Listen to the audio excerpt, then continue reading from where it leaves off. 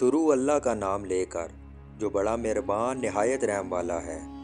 एक मुल्क का बादशाह बहुत रहम दिल और नेक था। रया के हक में बहुत अच्छा था।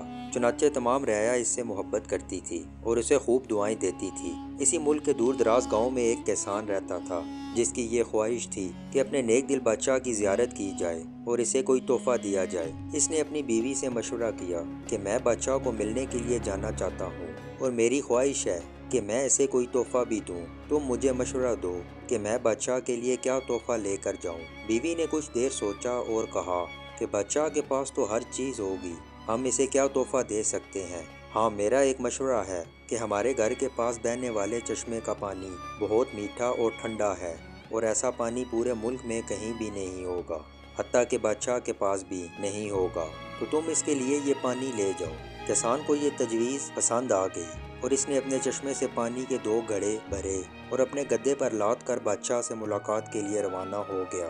कई हफ्तों के सफ़र के बाद किसान बादशाह के महल तक पहुंच गया और इसने मुलाकात की इजाज़त चाही। इजाज़त मिलने पर बादशाह को तोहफा पेश किया और उसे बताया कि ये मेरे गांव के चश्मे का पानी है और ऐसा मीठा और ठंडा पानी आपको पूरे मुल्क में कहीं भी नहीं मिलेगा। बादशाह के इशारे पर वजीर ने घड़े का ढक्कन उठाया तो कई हफ्तों के सफ़र की वजह से पानी में बदबू पैदा हो गई थी। वजीर ने बादशाह की तरफ देखा तो बादशाह ने इसे खामोश रहने का इशारा किया और बाआवाज़े बुलंद कहा कि हम इस तोहफे से बहुत खुश हुए और खजांची को हुक्म दिया कि इस किसान के घोड़ों को सोने से भर दिया जाए। किसान बहुत खुश हुआ। बादशाह ने वजीर को बुलाकर चुपके से कहा कि पानी को गिरा देना और वापसी पर इस किसान को इस रास्ते से गुजारना जहां हमारे चश्मे हैं, ताकि इसे इल्म हो कि हमारे पास पानी के कितने चश्मे हैं और इनका पानी कितना ठंडा और फरत बख्श है।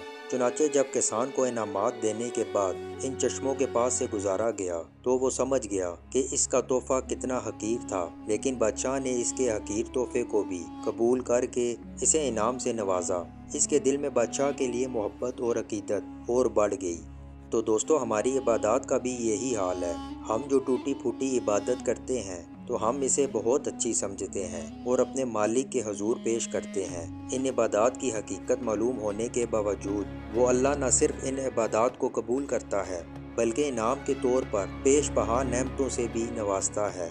हालांकि इसे हमारी इबादतों की ज़रूरत नहीं है। खालिक़े कायनात की इबादत के लिए तो इसके लाखों करोड़ों फरिश्ते ही काफ़ी हैं। अल्लाह पाक से दुआ है कि हमारी आजिज़ाना अनकसाराना इबादत को अपनी बारगाह में कबूलियत का शर्फ बख्शे। आमीन।